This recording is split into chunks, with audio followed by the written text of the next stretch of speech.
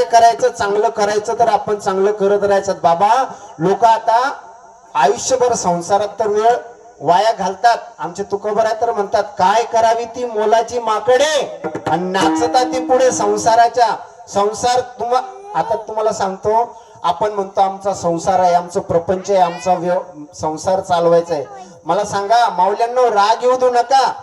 संसार हा सगळ्यांनाच करावा लागतो. कुत्र्या मांजरांना सुद्धा संसार आहे. आपल्याला संसार नाही, आपली छाती बडवून घ्यायची, आपलंच मोठेपणा सांगायचा, आपल्याला संसार नाही, त्यांना सुद्धा संसार आहे. जास्त कठोर भाषेत मी बोलणार नाही, कारण माझं वय कमी आहे. ते कठोर भाषेत बोलांनी राऊत बाबांनीच बोलावं, कारण ते आमच्या सारखे बोलले की आम्हाला लगेच कीर्तन सुटल्यानंतर आमची काही गत नाही. मग पण आम्हाला जेवढं सांगता येत, कारण की त्यांच्या मार्गाने आपण चालण्याचा प्रयत्न करा. म्हणजे लोकांना आवडतो विनोद, म्हणून आपण विनोदच कीर्तनात सांगू नये बाबा. कारण विनोदाची कथा गोड वाटे, देवाचे चरित्र नावडे सर्वता. आणि विनोदाची कथा गोड वाटे, लोकांना विनोदच आवडतो. लोक म्हणतात कीर्तनात हसवलं पाहिजे का? आपलं संसार, आपलं जीवन हेच एक हसू झालेलं आहे. हे तुम्हाला आठवत नाही? हेच एक हसू आहे, तुमचं आयुष्यच एक हसू आहे. कारण तुम्ही उठलं की तेच, उठलं की तेच, उठलं की तेच, हसूच आहे ना ते एक. आणि दुसरं एक माध्यम निवडत की आपल्याला हसण्यासाठी टीव्ही चॅनलला लागन तेवढे चॅनल पडलेले आहे. तरी लोक म्हणतात कीर्तनातून हसण्याची अपेक्षा करा. कीर्तनातून हसण्याची अपेक्षा करू नये. आमचे नाथ महाराज तर सांगतात, भक्ती ज्ञाना विरहित इतरा गोष्टी न कराव्या आणि प्रेम भरे वैराग्याच्या युक्ती विवराव्या, जेणेकरून मूर्ती ठसावी अंतरी श्रीहरीची.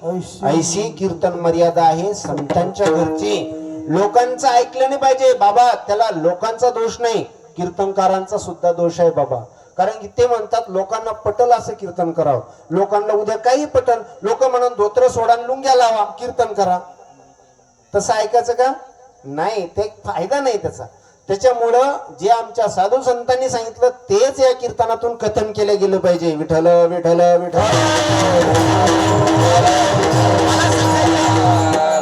आपण जीवनामध्ये व्यर्थ वेळ वाया घालतो, संसारामध्ये खूप वेळ वाया घालवत आलेलो आहे. अहो नव आता आली पुढं आषाढी वारी. पुढं आपल्या एका महिन्याने आषाढी वारी आली. लोक वारीला जातात, पण काही लोक एन्जॉय म्हणून जातात. वारीला कशासाठी जायचं? एन्जॉय म्हणून नसतात जात, गप्पा छप्पा. बरं तुम्हाला सांगतो त्या वारीचं एक विशेष महत्व. आपण वारीला गेल्यानंतर आपण घरी फोन करतो, काय चाललं? एकच दिवस भात झाला बरं जाऊन, कालच गेला आणि तिथून लगेच फोन आला, जेवले का? पाऊस पडला का? मक्काला कोळपं हाणलं का? मला सांगा, वारी त्याची घडणार आहे का? वारी त्याची घडणार नाही. वारी घरच्याची घडू लागली. कारण तो इकडचा विचारतो, तुम्ही चांगले आहे का? सकाळी उठले का? आंघोळ केली का?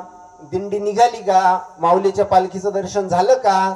मग हे पुण्य कोणाला भेटतंय? घरच्या माणसांना भेटतंय. पण लोक पंढरपूरला जात असताना नको त्या गोष्टी करतात. बाबा त्या ठिकाणी रिकाम्या गोष्टी केल्या नाही पाहिजे, फक्त देवाचंच नाम गायलं पाहिजे. गात जागा